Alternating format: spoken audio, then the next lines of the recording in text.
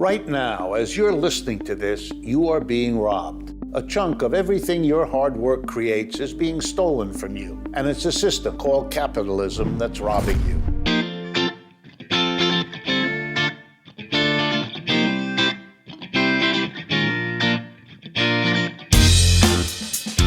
Hello and welcome to Intoxicated Masculinity, where we talk about drinking culture, pop culture, politics, and anything else that comes up. Joining me as always is Brandon.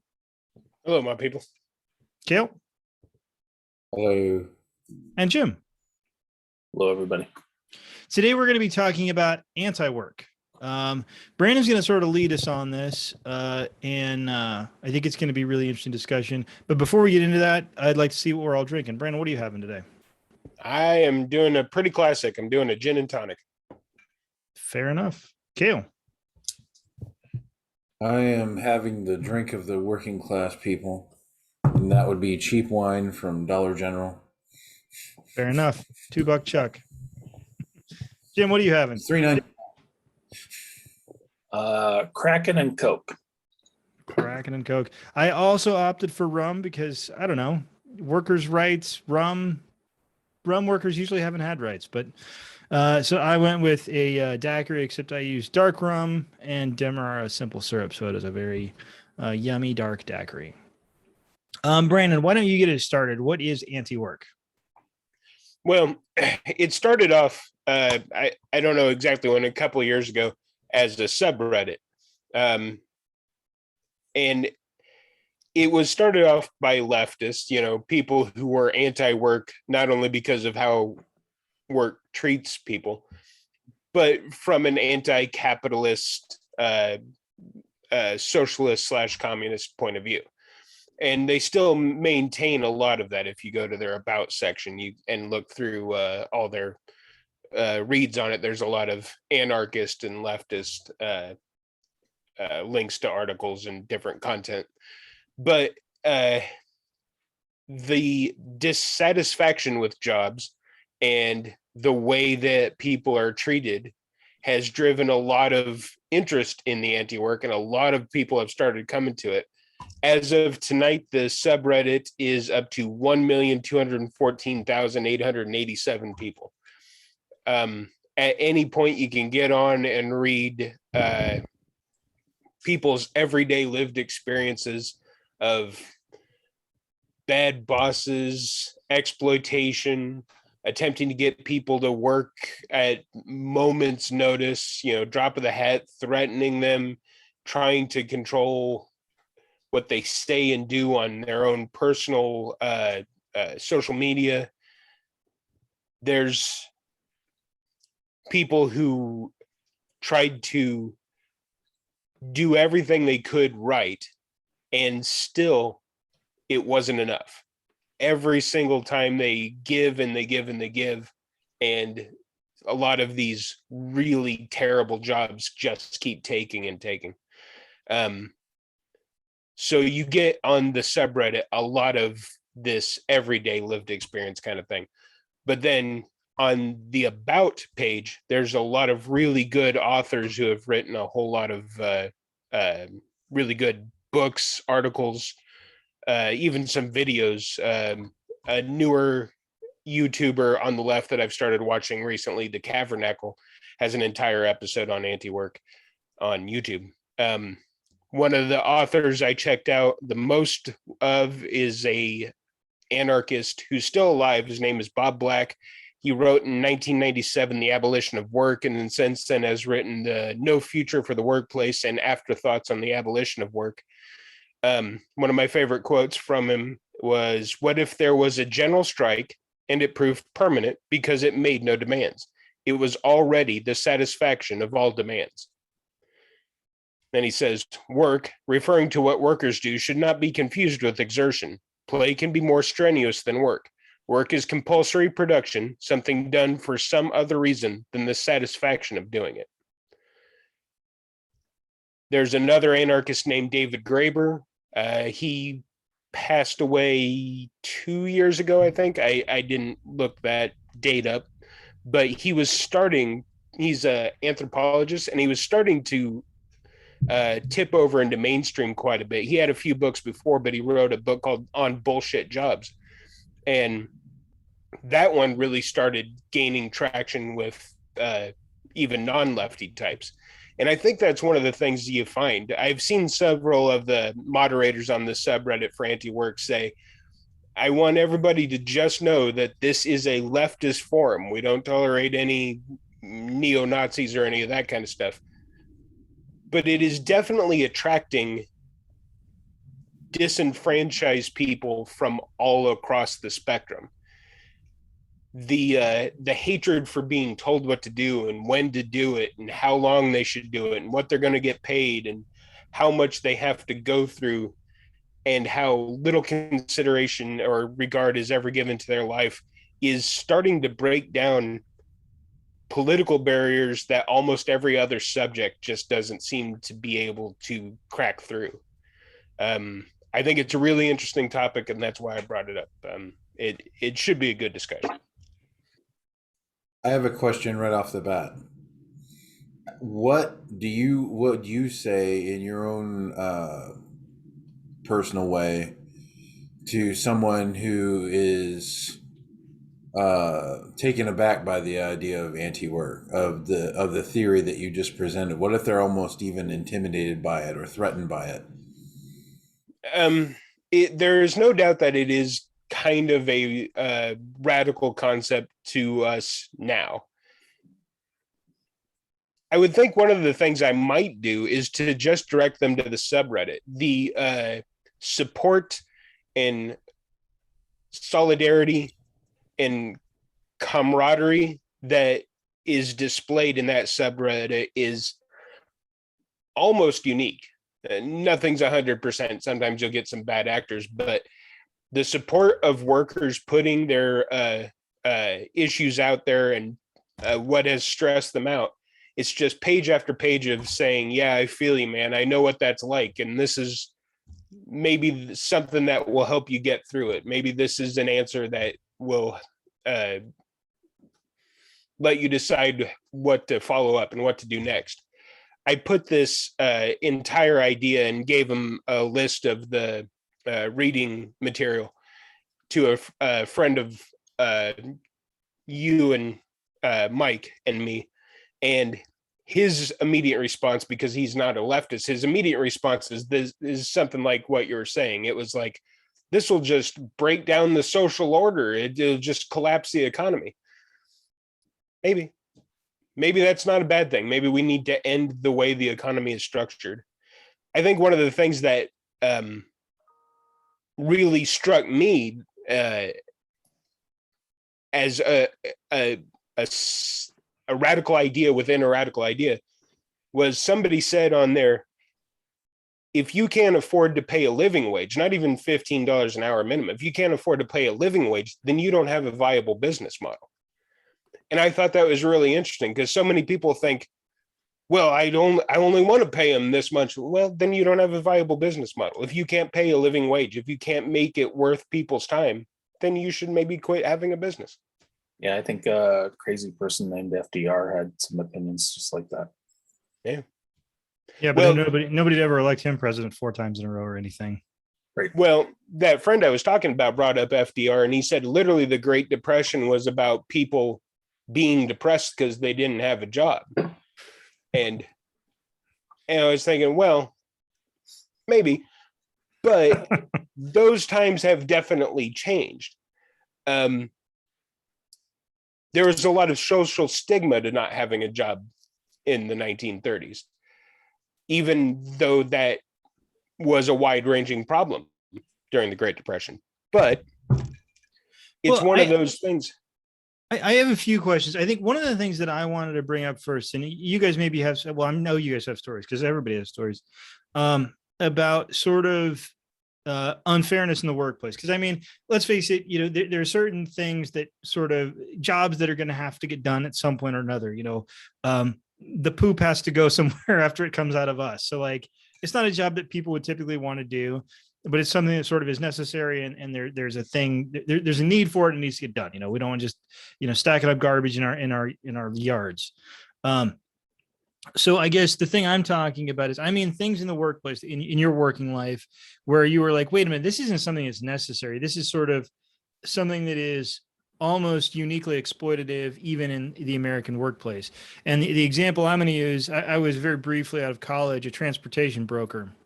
Um, and if people don't know what a transportation broker is, basically it's a middleman who works at a company where they buy loads basically and find drivers to take those loads.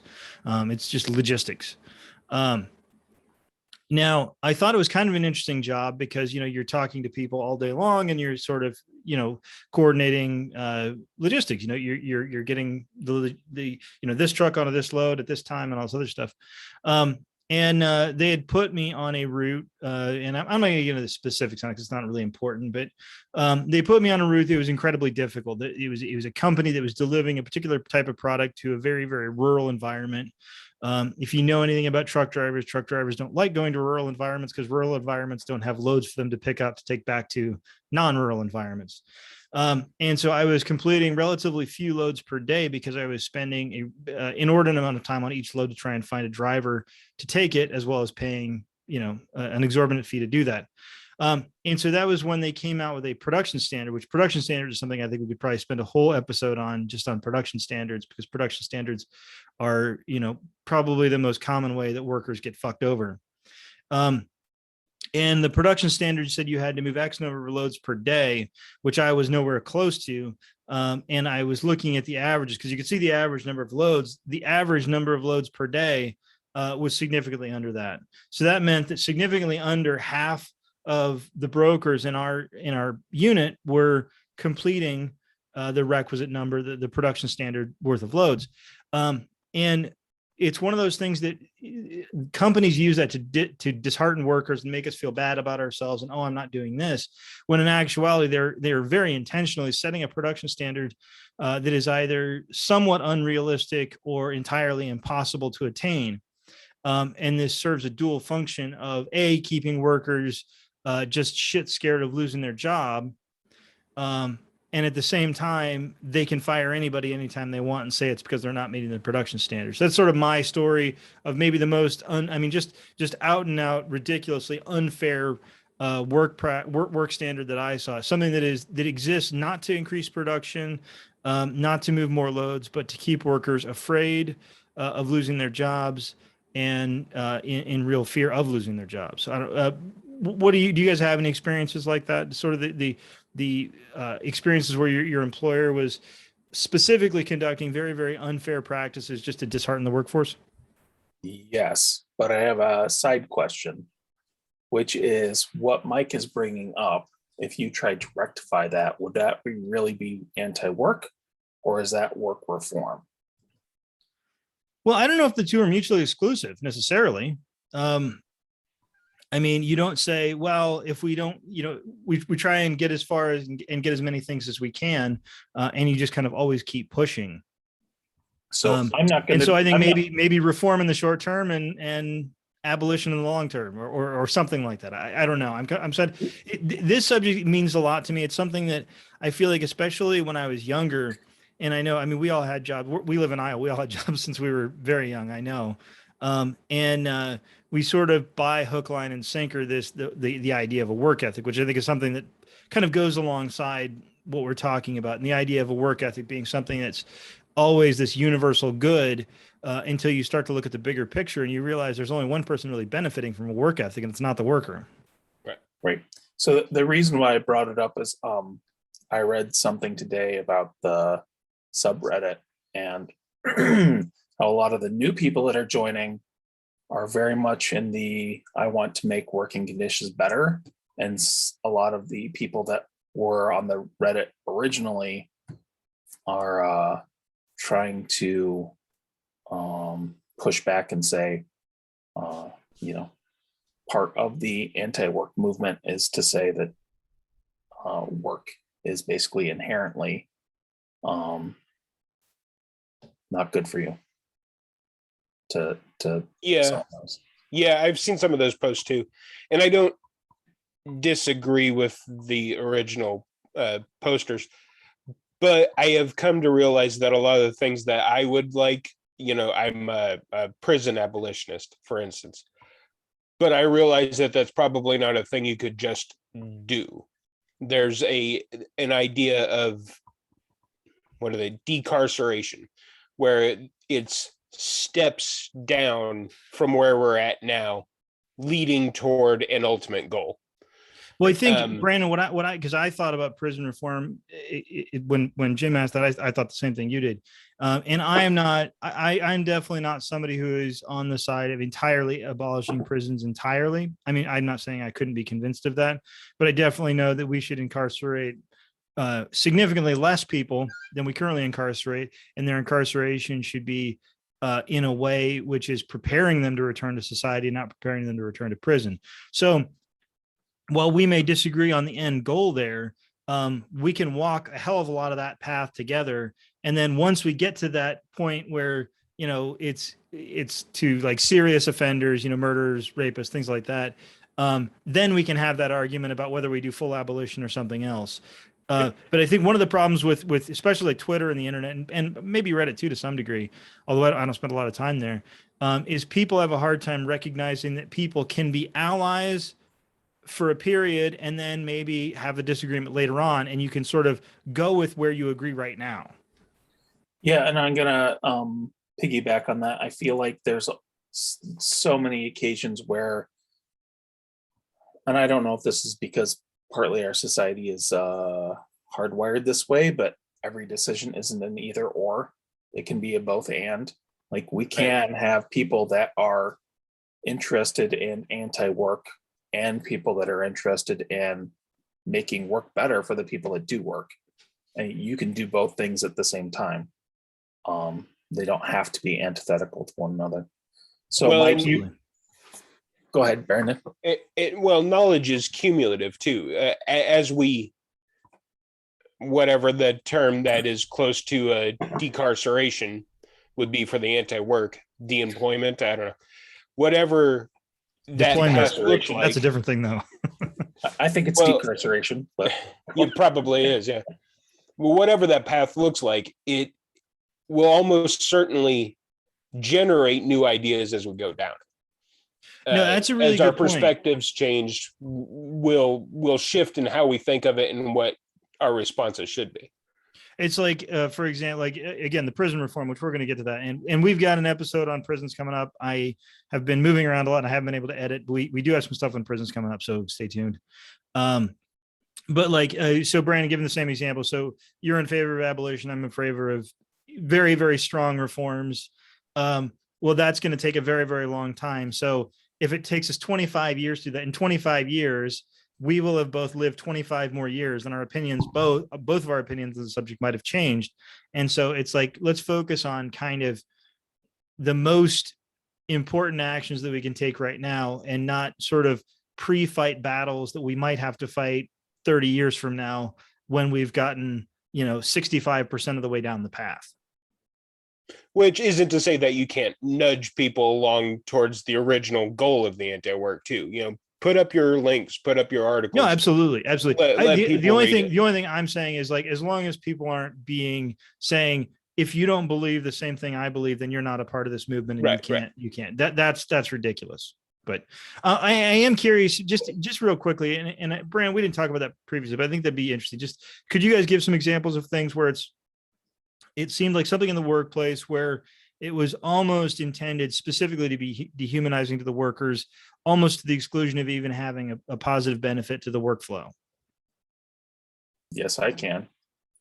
So I was working for a law firm. And by the way, we can be as explicit or as cagey about the specifics. Sure. So in general, law firms, when I joined, and still to this day, are set up where they agree to pay you a certain amount and give you a certain amount of benefits, and then they expect you to bill a certain number of hours at a certain billable rate and actually collect that money. And I've always been much more of a carrot versus instead of stick person. Like bad consequences don't motivate me. If anything, they demotivate me. if so, I opted out of that model a long time ago, like I don't know, 15 years ago, 18 years ago, something like that. And I've been being a contractor since. Now that has its own downsides, right? Like you're not treated as an employee, you don't have time off, you don't have benefits, etc. But Kale can probably speak to some of that stuff pretty but specifically. the upside for me is if I wanted to earn more, I worked more. So just setting the background, I was working for a firm, I was a contractor, and the firm grew a little bit and they reached kind of a tipping point where to grow more, they had to bring on more staff, they had to get a bigger office, and there wasn't economy of scale. It actually made it less profitable to get bigger. And they put that burden on the contractors. And they used a really high pressure tactic. They said, your contract's up next week, here's your contract, sign it or don't sign it. And the contract essentially said, instead of, hey, Jim, if you work more, we pay you more, it said, because we have concerns of our overhead, we're asking you to commit to billing this number of hours. And it doesn't matter how many hours you actually bill, you are responsible for that amount of overhead. So whatever your billable rate is times the hours is how much money, they didn't put it this way, but how much money you owe the firm. So, I called the office manager. I'm like, this is indentured servitude, man. You're saying you're not guaranteeing that you're going to send me any work, but yeah, I'm on the hook for this dollar amount, regardless of whether you send me work or not. It's ridiculous. And, probably 3/4 of the people signed the contract because, it's like an MLM scam. Yeah, you've got a week to decide or you don't have a job anymore. So yeah, that's probably my most recent experience. That definitely is a way outlier of my experience with the people I've worked with over the years, but it happened. Yeah, it doesn't surprise me at all. In my job, I work with law firms, and I don't want to get specifics, but it doesn't surprise me. Kale, are you comfortable talking about what it's like being a contract employee if, for example, you were to become injured on the job? Well, actually, I have a couple examples. Probably more. Well, the first one was from the same company, and the second one that you just brought up is from that company as well. But and you don't have to get into that if you don't want to. I understand it's a kind of a traumatic event. I was a delivery driver for a now defunct company, I believe. They're not quite defunct. They're still around, but kind of in a much more minimal way. Well, it's fucking Sears. And they can go die.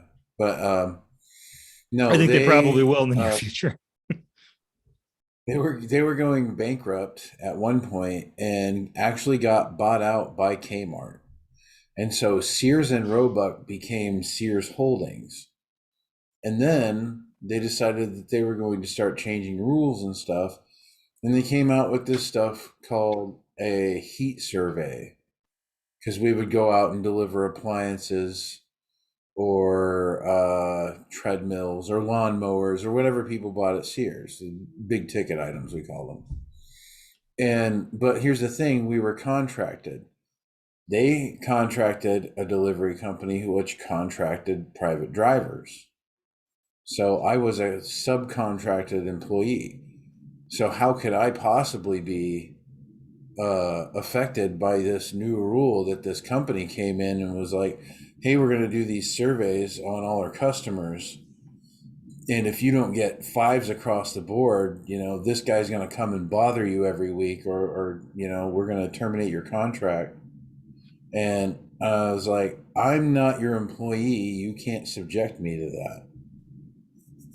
Could I interrupt for 1 second? Because I think that's something that's you see in all service-based industries is this idea that every employee is supposed to be getting 5 out of 5 stars from every customer. And Knowing the industry, I now give everybody 5 stars just because, I mean, honestly, even half time when somebody doesn't do a good job, we'll give them 5 stars. But most people who don't think about that, if I didn't know about that, I'd say, well, if they did a good job, I'll give them 4 stars, because 4 stars out of 5 stars is pretty good. That they should be fine.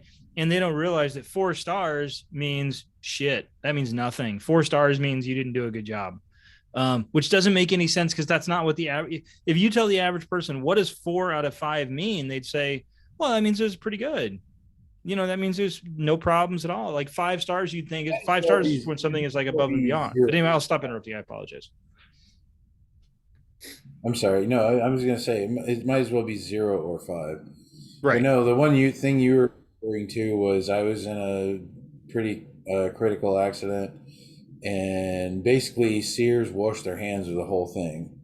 All of a sudden, then I was a contracted employee. They didn't want anything to do with it. So they literally and metaphorically let me bleeding to death on the pavement. And there was a big, long legal battle out of that and whatever. But the thing is like the whole thing that made that dirty was the company that I first started contracting for left, and they hired a new contracting company. And then this new contracting company, I told them I didn't want to be a contract driver, just make me one of your employees. And they're like, okay, that's what we'll do. But there was no official paperwork or anything. I just got a check from that company every week that said, yeah, okay, we're paying you to do this job. So you were a contractor of a contractor then, right? Yeah, technically speaking. But the understanding that we had was that I was working for this company. I mean, and I guess verbal contract isn't as big a deal as an actual paper contract. But anyway, I got the short end of the stick in that deal. I call it misrepresentation, but I think, Mike, you said there was like another term for it. Misclassification. Just briefly, what misclassification is a contractor can't. There are very specific things about what a contractor can be versus what an employee is. And for example, like let's say take McDonald's as just a kind of an easy example. McDonald's cannot call their employees contractors because they have shifts. They have to be there at certain specific times. They have all this stuff. And if you have that, you can't call that person a contractor because they're not a fucking contractor. Because they're an employee. And in Kale's case, you had a shift you had to be on every day. And so you're not a contractor. I mean, they can say you're a contractor all you want, but that's misclassification. And employers do that a lot. And it's a real problem. Which, if you're in an accident, leads to even more problems, which again, he kind of dealt with. It was a big deal. It was a very, very serious accident, and Sears did, I think, nothing is the technical term for what they did.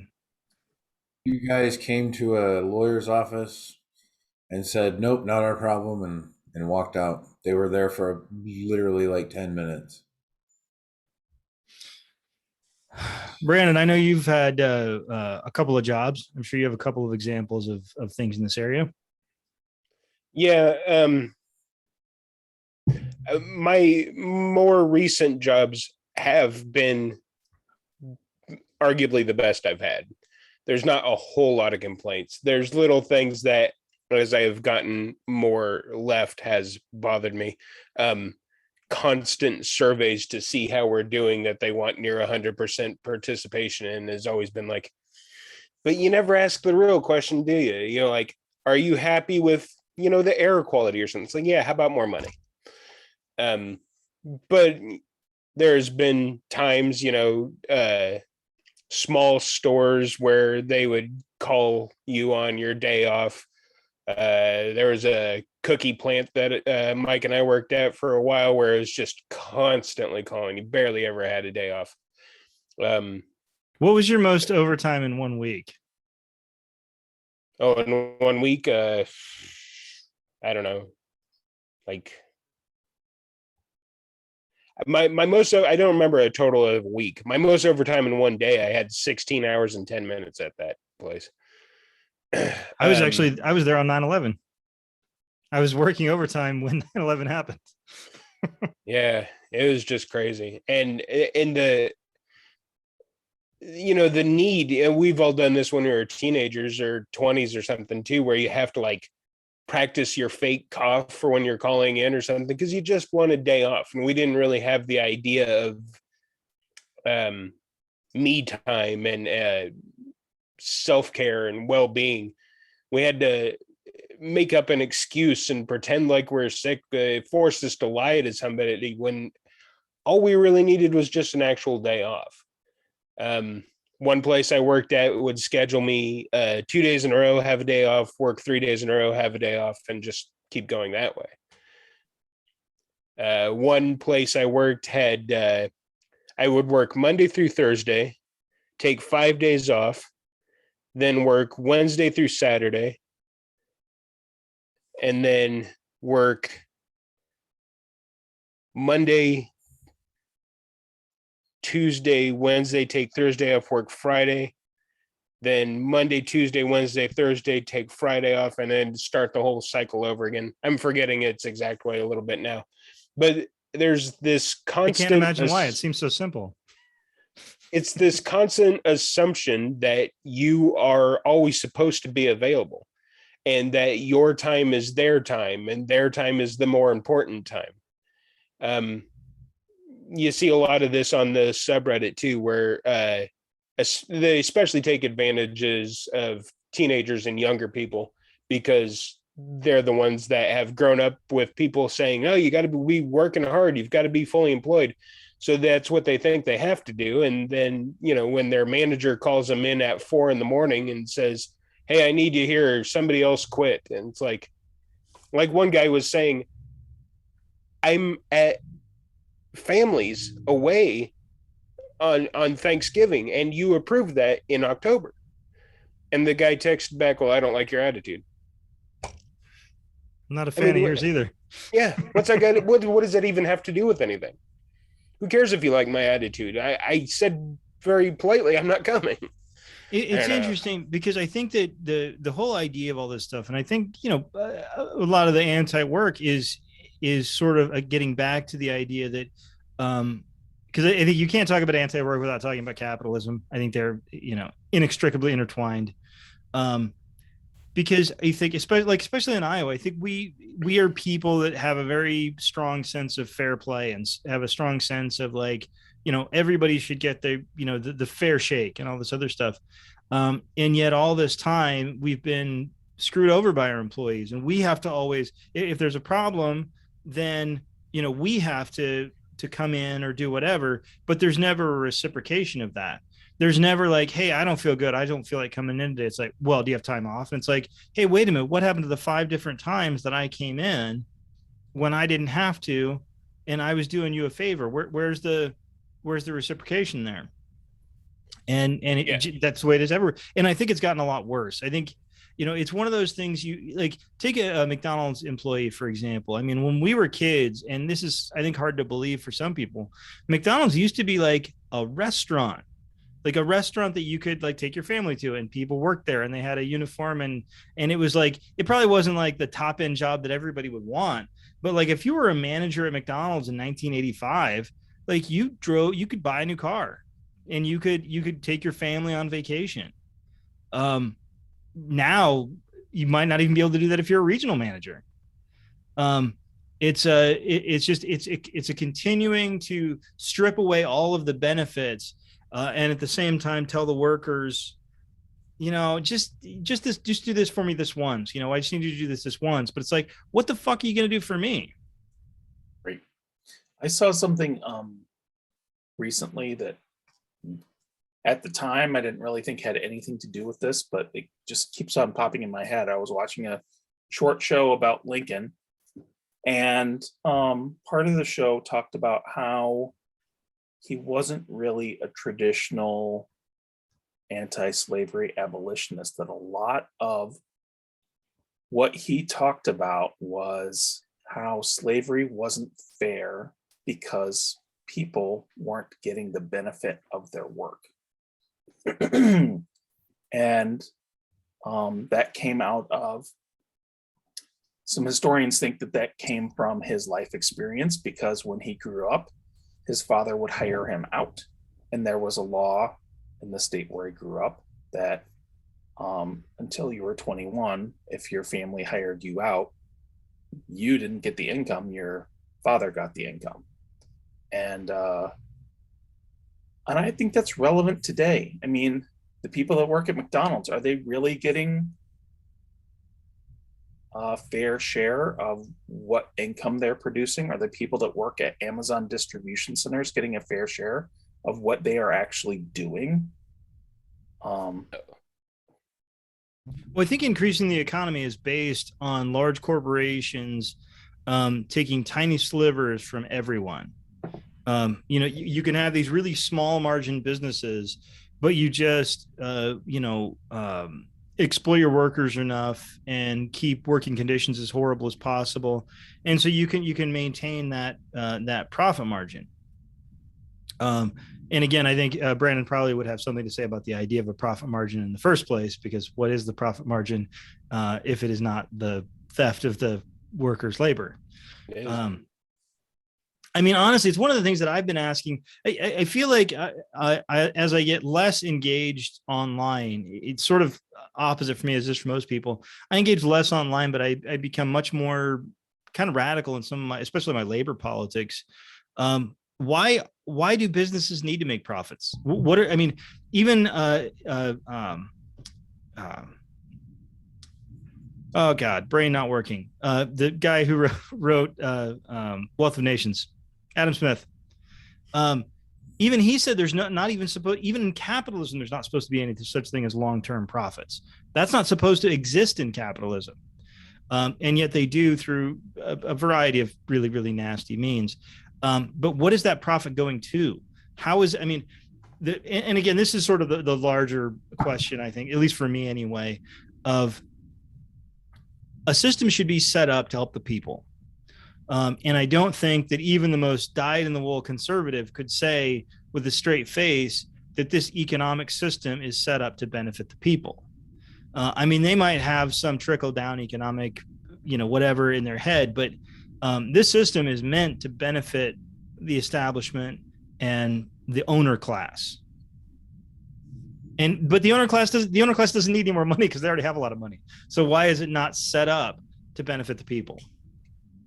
Can I add two things here? I don't want to jump on your coattails, but I was sitting here thinking while you guys have been talking for the last few minutes, and I thought to myself that it really seems like it boils down to two topics that we're hitting on right now.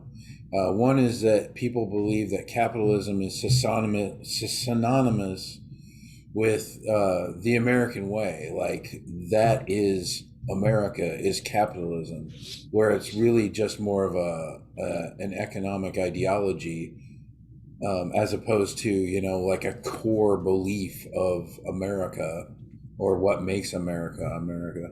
And two, it seems like all the complaints boils down to exploitation of your workers. That's what it is. You're exploiting your workers. Bottom line. End of story. Well, that's a really, really important point, because if you're running a business, if you run a McDonald's, if you run a lumber company, if you run a welding company, whatever it is, you can control very little about the expenses in your business.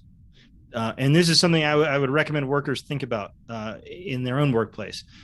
Your employer cannot control typically what he pays for rent, what he or she pays for rent on their business. You can't control how much the mall is charging you to rent your store. You can't control the price of the raw materials that are coming into your store to make your goods. You can't control the cost of electricity. You can't control the cost of any of these things. There's one cost that you can sort of kind of control, and that's labor. And so if you're an employer, your primary focus, your laser focus, if you want to increase your profits, is not going to be trying to get the electric company to give you a 5% break. It's not going to be to try and get your landlord to give you a 25% break. It is going to be to find a way to decrease your labor costs more than you decreased them last year. Go into a Walmart, go into any Walmart in this country and try to find an employee You'll find one, but it'll take you a while. And they probably will be working in 3 or 4 different departments at the same time. And they won't have department managers like they used to when we were kids. They'll have a department manager who's over, like, 4 or 5 departments or something like that. If maybe more now. It is all on decreasing labor costs. That is the laser focus of every business. This is Hence, robot cashiers. Exactly. this may be a little bit aside, but I read something interesting when I was doing reading for this week on meritocracy, and a couple of the articles that I read were really talking about how we in our country overemphasize meritocracy and being the best and brightest. Even if meritocracy worked and you were always getting the best and brightest, that doesn't mean that you're getting the best result. And he gave an example of nursing home business got taken over by some venture capitalists, and they put really smart people in charge of the nursing home business, and profits really increased, and deaths really increased too, because they decided the best way to control cost was to reduce labor. And if you're going to reduce labor, the best way to do that is to over-medicate the patients so they didn't require as much care. And by the way, you know what else they do that with? It's sort of gross to think about, but it's absolutely true. You know, the other industry where they do exactly the same thing is the meat industry. That's why they pump cattle full of antibiotics all the time, because it just reduces costs.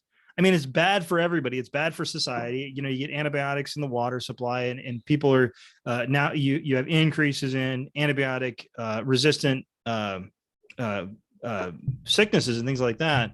But, you know, the meat company or the cattle company can save 25 cents if they pump, you know, their 25,000 head of cattle full of antibiotics. And so, yeah, if you pump your patients full of opium, then they don't complain hardly at all. I mean, sometimes they overdose, but, you know, just cost of doing business. Well, I think Jim and Kel both are pointing to maybe the next step. You know, Kel, you were talking about saying that capitalism is interwoven in the story, the narrative we tell ourselves about being Americans. And, you know, Jim, you're saying about people coming up with ways to reduce costs even at the harm of other people. And one of the things you're seeing now is a lot of these signs in, well, specifically fast food restaurants and stuff, but a lot of other places too, where they're saying, we just don't have enough staff because everybody's too lazy to work. One of the reading list ones from Antiwork is by a woman named Dr. Devon Price. She's a social psychologist and author and a teacher. And she wrote a book called Laziness Does Not Exist. And I read the sample version that comes on the Kindle. And she's saying every single time in her years of being a professor that she has originally thought that somebody was lazy and didn't do their homework, it was always deeper than that. It was some sort of anxiety, some sort of pressure, some sort of thing that was triggering their inability to finish a job. And once she got around that, once she spent time talking to them and figured out why, a lot of the times it's just social issues. People have social phobias that sometimes, especially if it was an assignment that required anything in front of the class or working in groups, a lot of the time the answer could be just talking that out with them. And I think that's the case for, I mean, a lot of people like to demonize millennials and whatever the next generations under them are, but they're actually in a way worse situation than boomers ever were. Boomers inherited a great economy, jobs where single income households could pay for 2 cars and a garage and a family and all that. Millennials and below don't have any of that. They're working 3 jobs just in hopes to save something. You know, somebody pointed out that the bank wouldn't let them have a loan to pay a mortgage of $700, so they have to live in an apartment that they have to pay $1,400 a month on. It's just this insane. It's not only how we treat our people, it's how we indoctrinate our people to get them to be treated like this. I think and I hope it continues. I hope the subreddit continues to grow. I think as people start to see the exploitation for what it is, I mean, I don't even have any hope that, this will be the thing that moves people more left politically. I don't even particularly care about that right now, at least in this issue. I have an anecdote to add to that. Yeah, go ahead. Side about training people. Recently, I saw commercials for kids, like credit cards. Yeah, like that for green teenagers. whatever. Yeah, and I'm like, yeah, get them while they're young. I see what's going on here. Train them early. Yeah. Consumerism. I mean, the thing that's frustrating about it, and sort of one thing I sort of was bemoaning, I was talking to Vanessa the other day, is when you start to look at things, the problems with society, the problems with the country, and you say, well, you look at one problem and you're like, okay, if we did this, then we could solve that problem. But that, unfortunately, if you do that, then you run into this other problem. And you're like, well, I can't solve this until I solve this. I mean, like, I think one problem that this sort of runs into is the problem with masculinity in this country, and the idea that work is very much tied into masculinity. And it's like, I have a job, I do this. And so it's like, you can't even solve this labor problem until you've started talking about, well, now we've got to talk about this masculinity problem, and this idea of people associating their masculinity with labor, and having those two as things that are connected. How many and then do you think? But then again, you can't get into that until you realize how sort of deeply ingrained in society that is, and how it's related to the fact that, for example, corporations can buy politicians right and left. And it's like, so how do you solve this problem until you've solved these other two problems? But you can't solve those problems until you solve this problem. And it's just like the biggest catch-22 that you can imagine. And it's frustrating. It's a part of intersectionality, I think. I think it's like evil intersectionality. it's like the evil mirror image of intersectionality. Because the topic is anti-work, and I don't want to give people the wrong impression, and I don't want to give you guys the wrong impression from my viewpoint myself. And taking into account things like all labor has value and things like that, and getting away from worker exploitation, and people saying things like, oh, if you do what you love, you'll never work a day in your life. That is such horseshit. I completely think agree. that the people who do what they love work more than anybody else, because they work constantly. It's depressing. I think the idea is to improve it to where you are, okay, first of all, you're not required to work at least 40 or 50 or 60 hours a week. Maybe make it so that people can get a job they actually like doing, instead of forcing them into a situation where I have to do this just to be alive, just to have a house, just to have food. I have to do this thing that maybe I don't even maybe I hate it, but it's all I have to do. And then people are like, oh, we'll go find another job then. Okay, and then I'll do another job that I fucking hate because they won't let me have the job I want to do.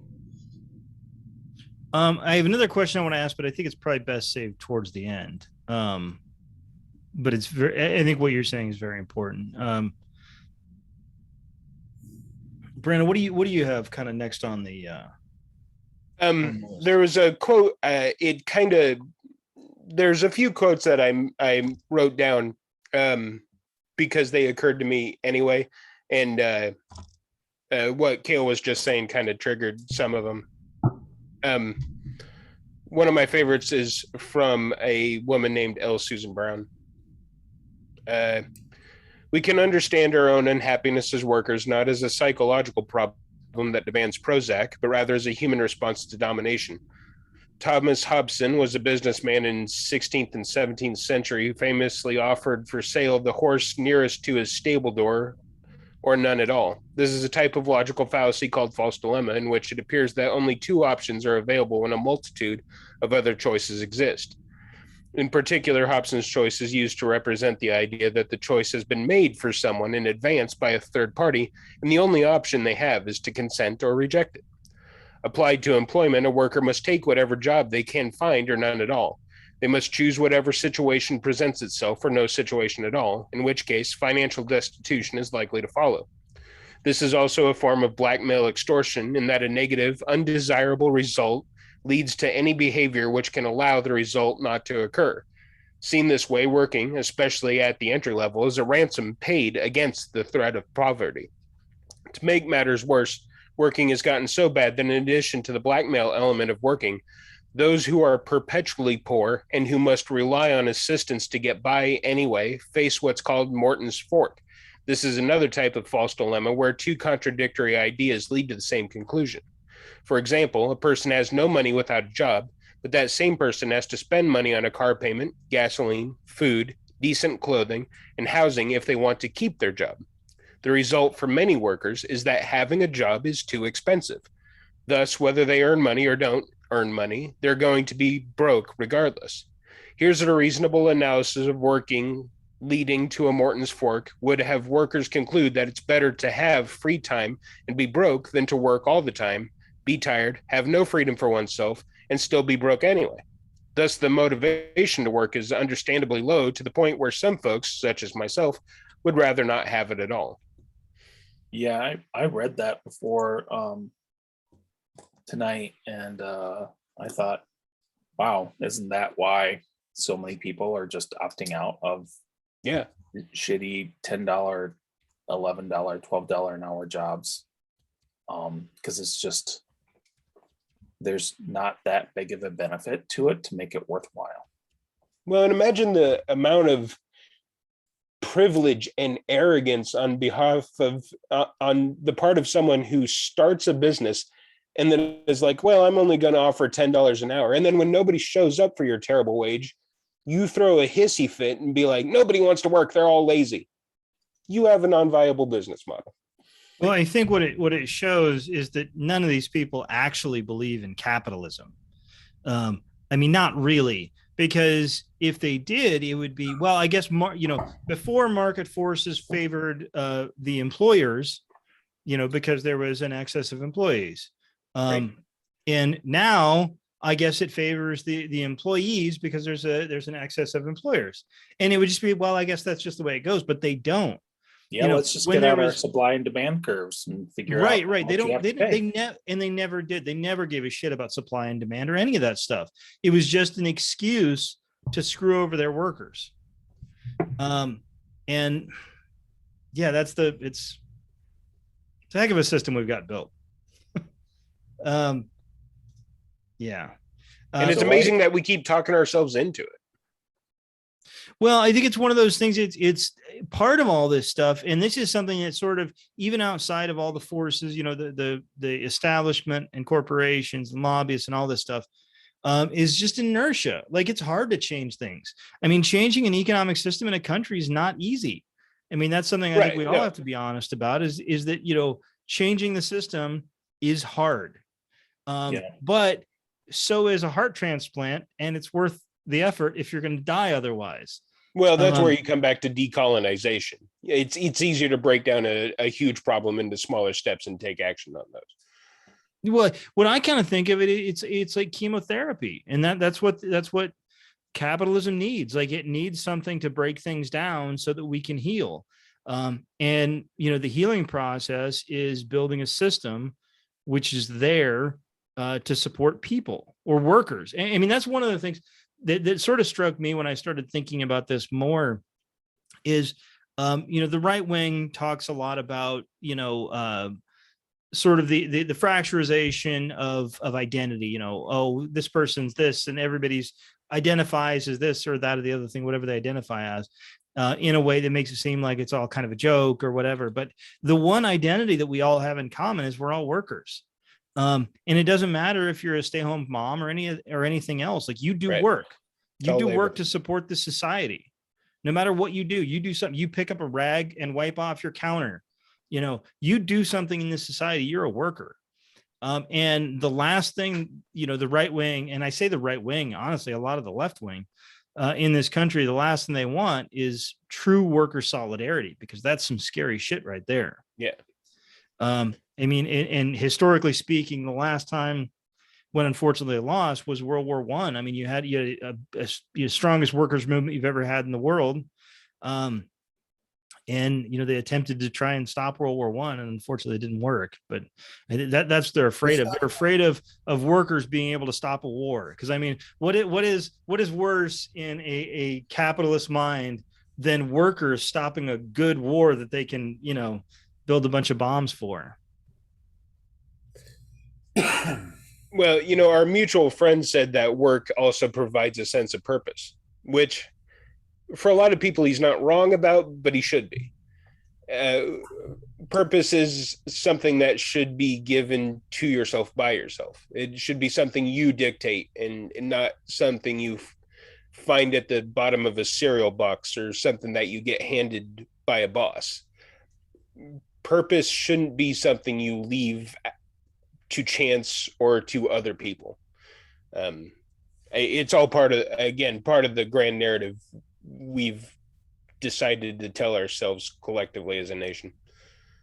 I think I just want to read one quote, because it's the one that the people who know me will be amazed to learn that I'm going to do a Kurt Vonnegut quote, because that's so unlike me. But I think the guy was brilliant. And in Slaughterhouse Five, and Slaughterhouse Five is such a brilliant book.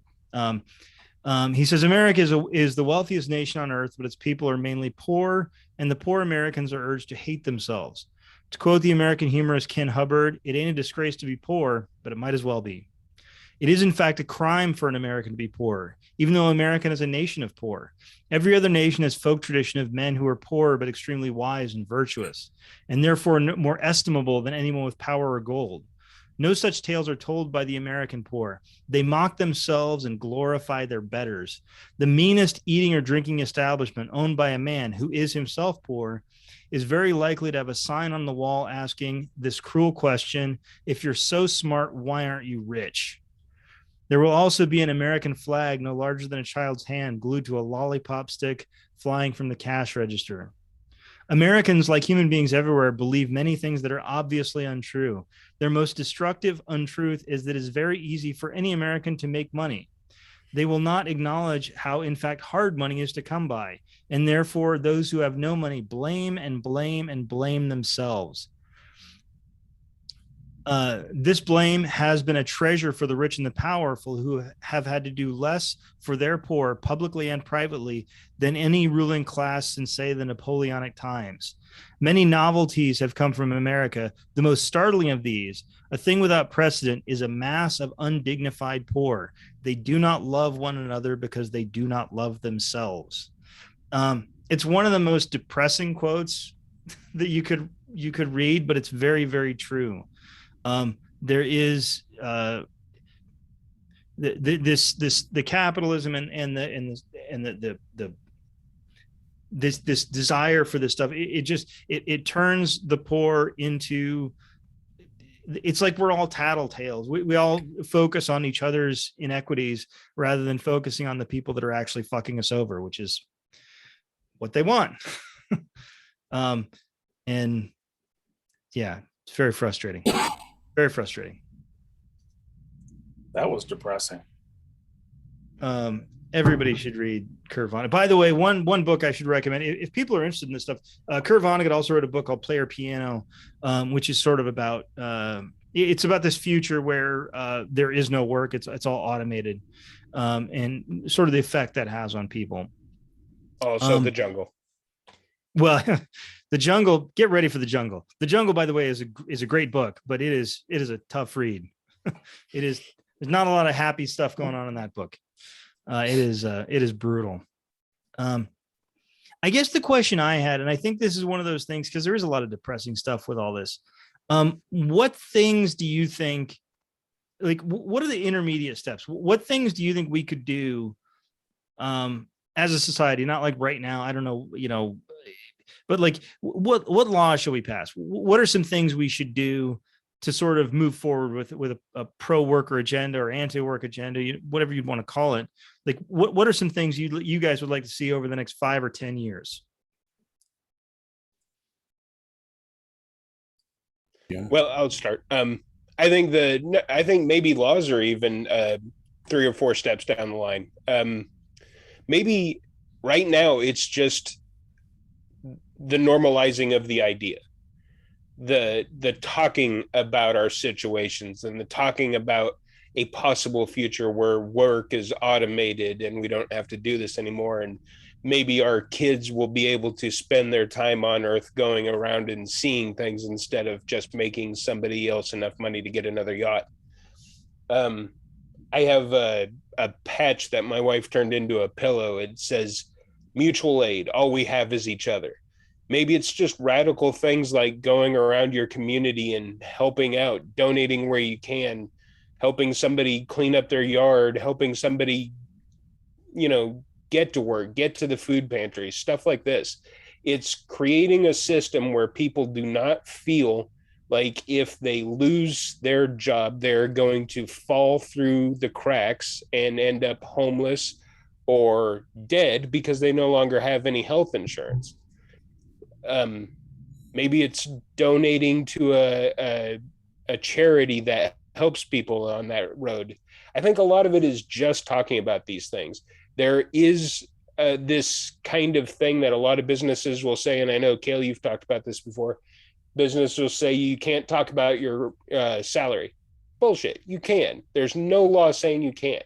Talk about your salary. Tell people what you make and what you think. And if a boss is telling you something, go tell your coworkers about it.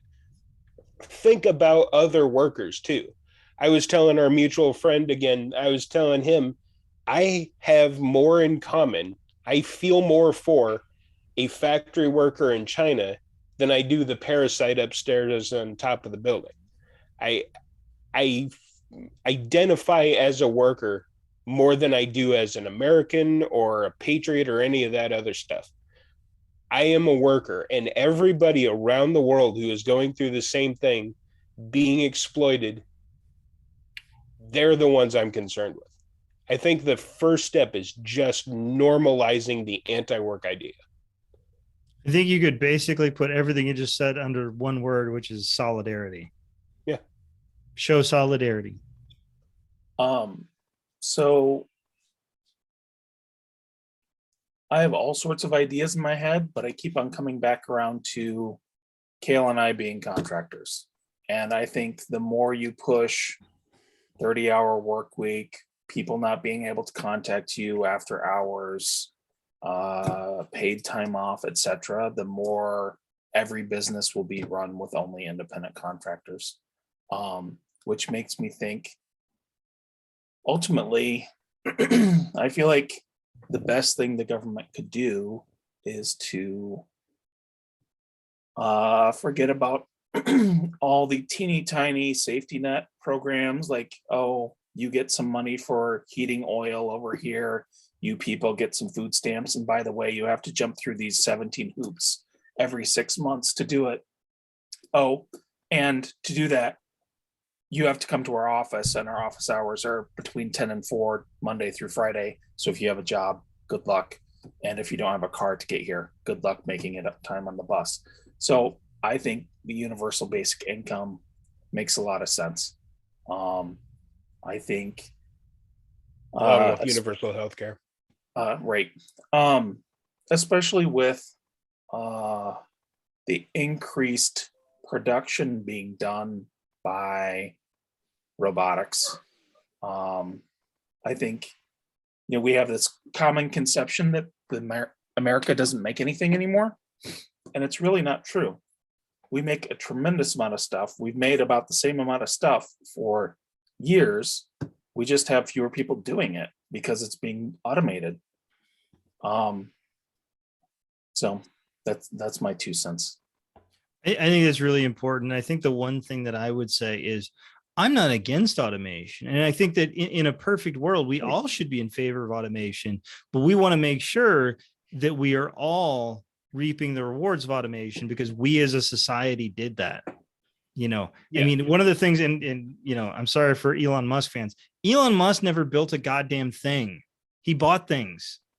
SpaceX is where it is because of government contracts. And why does he get to be a gazillionaire? Because he bought a thing. I mean, it's a ludicrous idea when you look at it under any other under any other way. It's just like I bought a thing, therefore now I get to have all the money in the world. It's like that's crazy. Right. Well, and I would say I don't begrudge him being wealthy or extremely wealthy or ridiculously wealthy, but at the same time, the people that work for him should be getting the fruits of their labor. And if the company is making a tremendous amount of money, the people that make that happen should be getting the benefit of that, or at least some benefit of it. Okay, what do you think? What would you like to see over the next 5 years, 10 years?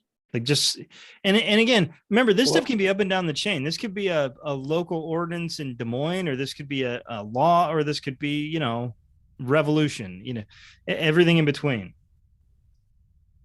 Well, there's a few things that you guys brought up here. First, automation is not your enemy. It will set you free.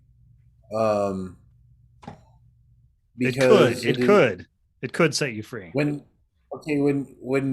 humans were developing, we had basic survival skills and survival requirements. Everybody in the tribe or whatever had a job. They had the hunters and they had the people that cooked, and this kind of evolved along the way for however many thousands of years. And then somebody decided, hey, I'm going to make this thing and call it money. And then I'm going to require a bunch of people to go do jobs in order to get this money so that they can buy the things that we were already just like helping each other get in the first place. No, I've decided I need to profit from your labor. And that's where it started. And here we are now. And then a robot could come along and be like, okay, exploit the robot, because the robot isn't going to, start a revolution or quit or get drunk or something. It's going to do what it's supposed to do. And then this guy doesn't have to sit here and mindlessly do this task. He can, do something that he was probably more meant to do. Like, I don't know, paint or something. I don't know, or do another job, but of his choice. And I think that we definitely need a lot more union representation in all fields. And all this idea lately of the union busting that you've been seeing going on, like just recently, speaking of rich assholes, like Bezos paying millions of dollars to a legal team to make sure that his workers can't unionize. I mean, how shitty is that? Yeah, it's incredible that that's not illegal to like give your own employees false information. And although on one good side, as a bourbon enthusiast, the Heaven Hill workers in Kentucky, the Heaven Hill caved and they got their demands met. So that was a good thing. Well, and that's another thing. It's along the same lines. I mean, it's still solidarity. Humans are always going to have biases. Try redirecting your biases. Don't see your fellow worker as a problem. Don't worry. I mean, if you see your fellow worker steal something, don't tell anybody. Certainly don't tell the owners. A little bit of it's just redirecting it, because there's, one of the things I struggled with at first was I often took the side of the people who are down on the plant floor instead of the office people. But the office people are workers too. It's only really the bosses. When I say the bosses, I'm talking the owners of the means of production. They're the ones that are exploiting our labor. And that's from people sitting in a cubicle all the way down to the guys on the shop floor. I would say it's So, all yeah, right to be mad at your fellow workers if they put salmon in the microwave in the break room, because that's just inhuman. Well, I'm just saying it's always a good thing. It's one of the things that I've really had to shift my own focus on. No matter how far left I thought I was getting, there was times where I wanted to be like, "Hey, get a load of him over there. He's not doing as much or something." Well, good for him. I should have been cheering him on that whole time instead of, bad mouthing him or something. I think the thing I would like to see, Kayla mentioned not really anything different than what you guys said, just kind of highlighting, increase unionization. And I think if you are a fan of truth, which I am, you have to understand that unions do not come without some baggage. There has been problems with some of the unions in this country.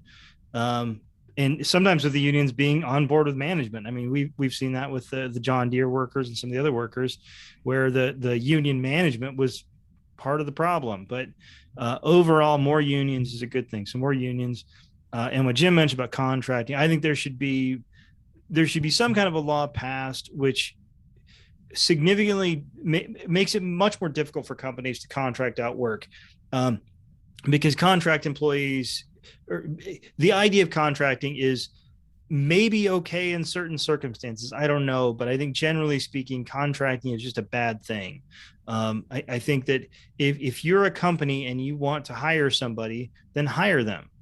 If you need their labor, then you need their labor and hire them. All this ways to work around not paying them a pension, which Jesus, nobody has a pension anymore. Not paying it goes for temps and interns as well. Right. Yeah. Unpaid internships. We could do a whole episode on. Unpaid internships is a scam from the ground up. One other thing, and then I'll let you on. Is healthcare. I mean, universal healthcare is, and this is something that oddly enough, you could probably even get businesses on board to some degree. Because I mean, if you're a small business person who employs 6 people at a pet shop or something, and all of a sudden, if everybody gets healthcare through the government, that's a huge boon for you. Now that's something you don't have to worry about anymore. And not to mention, it's going to be better care because, the bigger a pool of people you're in for healthcare, the cheaper it's going to be and the easier it's going to be. It's not going to be perfect, but it's going to be better. I think universal healthcare is another thing. It's kind of off, but at the same time, very much on the same target, because again, and I think Brandon mentioned this earlier, maybe Jim did, if you're in a job, there's a lot of people. I knew somebody myself who literally was working the job he was working because he needed to keep healthcare for his family. And he was making almost nothing at the job he was doing, but he had to be there for the healthcare. And Kale, go ahead. I'm sorry. Oh, I was just going to agree. Yeah, thanks for reminding me. I thought about that earlier, and I was going to mention it, and then it slipped my mind because we got on to something else. But yeah, healthcare would be a definite selling point to a lot of businesses, you would think, because of how much. And speaking from personal experience, when I was on what they call Obamacare, the Affordable Care Act, my medical expenses were much lower than they are now that I have private insurance, which I spend way much. I don't want to get into specific, but I mean, it's fairly expensive out of my check for this insurance that I have for myself and my wife. And it's pretty much full coverage, but it's very expensive. And really the percentages aren't really where they need to be for as much as it costs. Well, and to be clear, even if it costs the same through taxes, it would still give you the freedom to leave your job and search for something else. I suppose that would be another factor to consider. But one thing I wanted to key on real quick before we get anywhere else was that you guys keep saying solidarity. And like you mentioned, I mean, it's not just the workers on the floor, it's the people in the office. It's the guy who does the trash. It's the guy that cleans the bathrooms. It's the lady that comes in the morning and makes the first pot of coffee. It's the guy that comes in and makes sure that the equipment is where it's supposed to be. It's all of you together. You're all doing the same thing for the same company. Well, I would say it's also, it's even if it's even the stay-at-home moms and stay-at-home dads. Yeah. That are making it possible for people to go to work. I mean, it's not even just the people that are literally in the workforce. It's the people that are doing work that just doesn't happen to be out there in the private or public sector. It's, work at home. You know what's kind of blown my mind here tonight? I came in fairly prepared. I had read everything that I wrote down, and I knew, Kale's stories especially. But Jim, I can't believe that lawyers as a business try and get away with that contract nonsense. I always just assumed that was just something shady companies do. It just is amazing, not only that they do it, but it must somehow be legal, because you'd think lawyers in employee would catch it. But well, I have something to add to that. So the firm that had the indentured servitude contract, after I left, and this is not recent. This is like 15 years ago, right? This is not like, oh, law firms are starting to use independent contractors. So I left that firm, and after I left, another couple of attorneys left, and they sued the law firm and said, we weren't independent contractors. You had way too much control over us to classify us as independent contractors. Misclassification. Guess what happened? The firm has a lot deeper pockets. They countersued them. They, wanted to sign them up for depositions. I mean, it quickly spiraled out of control from, something that, these guys could reasonably manage to, they're looking at, $500,000 in legal costs. And they actually paid to get out of the suit that they brought. So they lost money. Jesus. Because, well, I talked to one of the guys. He's like, you can't compete with crazy. I mean, the people we're going against that are willing to lose a lot of money to make sure that they don't lose this lawsuit. So, there's no win. Well, I mean, Brandon, you talk about people, thinking about this with normal workers. I mean, this goes all the way up. I mean, the NFL Players Association, the MLB Players Association. I mean, as a big nerd who loves the Marvel stuff, I mean, Scarlett Johansson, maybe the biggest actress in the world right now, among the top 5 biggest actors in the world right now, and Marvel tried to screw her over. Yeah. I mean, it doesn't matter at what you as a worker will never get above the point where your employer will try to screw you over and steal money from you. Right. You could literally be the biggest actress in the country, or the biggest baseball player, or the biggest basketball player, or the biggest football player in the country, and they will still be coming after you. It doesn't matter. You're never going to be above that until you own everything. Well, and it's another way to reframe too. I mean, I don't know. Hearing the stories is one of those things that makes you realize, man, this is going on not just here and there and in little patchy areas. It's just everywhere. This maltreatment and disrespect and dehumanization is just endemic. It's everywhere. It's almost like the workers of the world should, unite or something. Yeah. Jim, do you have any final thoughts on all this stuff? I mean, I think we all have probably like a million final thoughts, but right. So I have 2 final thoughts.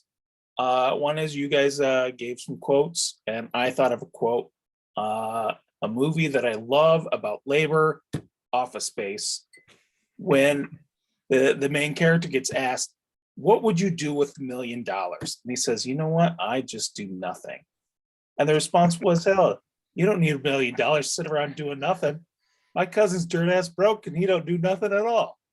Right. And when I saw that the first time, I thought, why do I think I need this much money? Like, really, if I have that much money, what am I going to, mostly I just want to read a book, watch a TV show, go on vacation every once in a while. Why do I need all of this? Jim, there's a great quote about that I remember is on a political show that I watch, and it was being told about some kind of a finance executive who was going on a big fishing trip in Mexico, and there's a Mexican fisherman who's leading the trip or whatever, and the finance guy, is talking to the fisherman, basically says, God, I can't wait till I finally got enough money I can just come down here and just fish all day. And the fisherman looks at him and says, but that's what I do. Right. And I don't, and I don't have any money. That's fantastic. So the other thought is just put a bug in your ear, because I know it's a topic that maybe we're going to revisit in the future. And my question is, what is the overlap between the anti-work movement and the radical individualist movement in our country? Yeah, I was thinking the same thing. That's definitely an overlap. We'll try and cover some of that, I think, in a future episode. All right. Look, I want to do an individualist episode, but I think it's important that we all get together and decide exactly how we do that together, and we don't kind of go off in one direction or the other. I think it's, as an introvert, I think we should do that separately together. I think that's a great idea. Kale, do you have any final thoughts? I think we covered all the bases pretty well. I guess I would just say, when there's a situation that you feel like you're being treated unfairly, and say it's a coworker as opposed to a supervisor or an owner or anything like that, kind of grade your response. Figure out what the real source of the problem is, because like I said, solidarity, you want to really keep your coworkers on your side. You want to be on each other's side. So whenever You're the only ones that will be. Whenever there is some abrasiveness, try your best to resolve that amongst yourselves, and figure stuff out, because you're there to help each other. Yeah, actually, Kale, you made me think so. I'm going to give my final thoughts, and this is kind of Brandon's party, so I'm going to let him. He's going to kind of close this out. We've talked a lot on a high level. I just wanted to mention, kind of taking this back down to street level. One of the most important things you can do, and it sounds dumb, but it's totally true. Write things down. Like at work, when things happen, if people are doing things that don't seem right, or if they're being exploitative, write it down. Keep track of emails, print off emails if you can, of these things. Like, keep track of this stuff, because the biggest enemy of these employers is documentation. And it's not, big, important ideas. It's sort of really small and street level, but I'll tell you what, it's really important. So my number one thing is write shit down and print emails off, and keep that shit forever, because you never know. Something happened at my job that was quite a while ago, that it probably isn't ever going to be important, but I still documented. I've got an email written out, and it's all documented. So if anything ever comes, I've got that, I can point to it. So yeah, I know it's not the big sexy ideas, but it's really important. Write shit down. So Brandon, what do you got to finish this off? I have one more quote, and I think it's the best one that I got in the whole list of all the stuff I read. It's from an article called Work Sucks by Cassandra V. She says, "I've never met a job I couldn't be ungrateful for, and not just because no one is going to pay me to watch horror movies, read novels, and eat bonbons in bed all day. Because even if they did, one day I'd wake up and decide what I really wanted to do was go for a hike or move to Georgia or just go back to sleep, but my boss would be there tapping his foot, looking at his watch, with a box of Ferrero Rocher and a Blu-ray copy of Alien vs. Predator. Though the tasks and conditions of work are themselves often oppressive, it is the necessity of giving up the majority of your waking time and energy to production, irrespective of your desires, feelings, or needs, that is the fundamentally oppressive and valuable aspect of work." I thought she said it best, so I went with Cassandra V. That's a good one. All right. Well, I want to thank everybody for watching. We're going to have a real big comment section, a real big note section under here. We're going to have a lot of links and stuff like that, but just, peruse through this stuff, whether you're not completely on board with every single little bit of it, that's fine. Just read up on it, keep yourself educated, and we'll get there, hopefully. So, all right. I want to thank you for watching. Please like and subscribe. Jim, Bye, everybody. Kale, Good evening. and Brandon. Solidarity, my people. All right. Have a good drink. Have a good day.